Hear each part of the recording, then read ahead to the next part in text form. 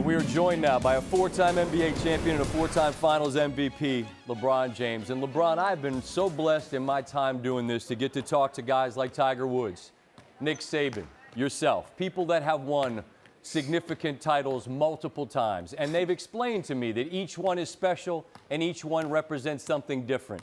What does this one tonight, LeBron, represent? Man, Scott, first of all, to hear your name with Tiger Woods and Coach Saban and know the success that those individuals have had, it just brings a smile to my face, and it's very humbling, too, at the same time, because I know where I come from, and I know, how difficult it is to be able to be at the mountaintop, and I've been able to do it 4 times in my career. Like you said, each one of them is so challenging in their own right, but it never takes away from how great the accomplishment is, because you know how much hard work you've put into it throughout the course of that season. And this one was nothing short of difficult as the other 3 were. At 35, to still have this kind of gear, to still be capable of performances like you had throughout the playoffs. And I think about the game the other night was just insane to me. And to possess that gear and that hunger to still achieve greatness, right? Be greater every day than you were the day before. How does that sustain itself, LeBron? I think it starts with the mind first. We all know that our mind is our biggest, our biggest accomplishment, and also it makes you doubt yourself too. So having my mind is sharp and keeping my mind fresh and keeping my mind at a high energy and a high rate has allowed me to be able to do the things that I do at my age. And then putting the time into my body, both on the floor, being smart about how much work I'm putting on the court, because I love to work on my game, but also doing the work just as much off the floor to be able to be available to my teammates. And then also the man above, who's given me a God-given ability and a God-given talent to be able to come out and do the things that I do, not only on the floor but off the floor, to continue to inspire. When you align those 3 things, Scott, I think the sky's not the limit. You could go higher than that. It's interesting to hear you mention doubt, because, look, you guys were favored in every game you played. And so you've worn a bullseye forever, right? And so when doubt creeps in, when you have a quiet moment and you sit there by yourself and doubt creeps in, how do you put that to bed? How do you get rid of that doubt? What do you do?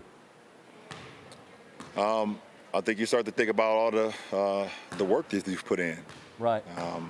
Everyone has bad games. Everyone has bad days. Everyone has bad minutes where you doubt yourself. You doubt that, can you still do it? Can you still perform? Like I said, the mind is so powerful that it knows everything that's going on with the body. So to be able to, just go back to, okay, I've put in the work. I've put in the time. I've committed to my sport, and I've never cheated the game. You've never cheated the process.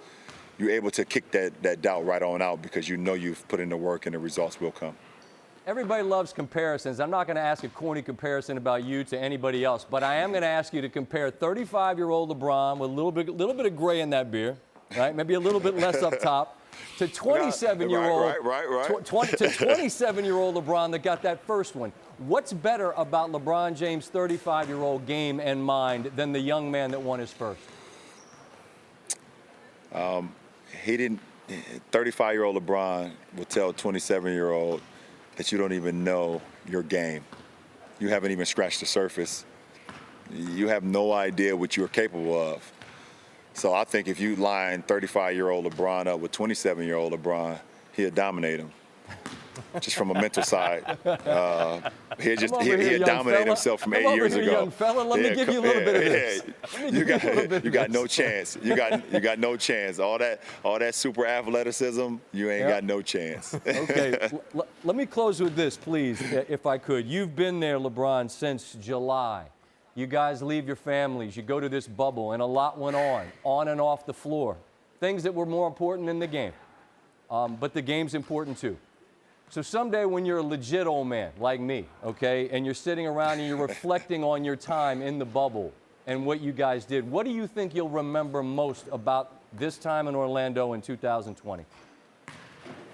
I would say three things. I would say, one, how committed our players was to continue to press the envelope and continue to press the gas on what's going on in our country. From voter suppression to the racism that continues to go on, to the police brutality that happened a few times. We all stood together, and we hear the Golden State Warriors over the years. I keep talking about this, but we heard strength in numbers, and we were united. We were all united. No matter if you agree with some of the things that people were saying from players, if you disagreed, we stayed united. The second thing is the camaraderie with my teammates, being around them every single day. Doing the things that we did off the floor and on the floor. I mean, off the court and on the court. It made me be able to survive without my family because they're truly my brotherhood. I wouldn't have been able to do it without them. And then the third thing, you can't see it. Oh, you can see it behind me. Be able to say NBA Finals 2020, Los Angeles Lakers as champions. That is, it makes it all worth it, Scott.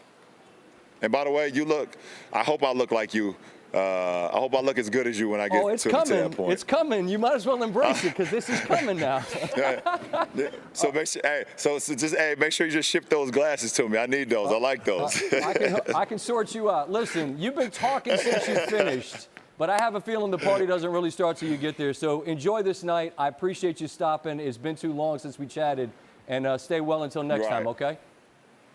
Hey, man, I appreciate it. And no, I'm always looking out for you too, man. I like watching ESPN at nights, little Sports Center, and you got the late night part. I love that. That's awesome.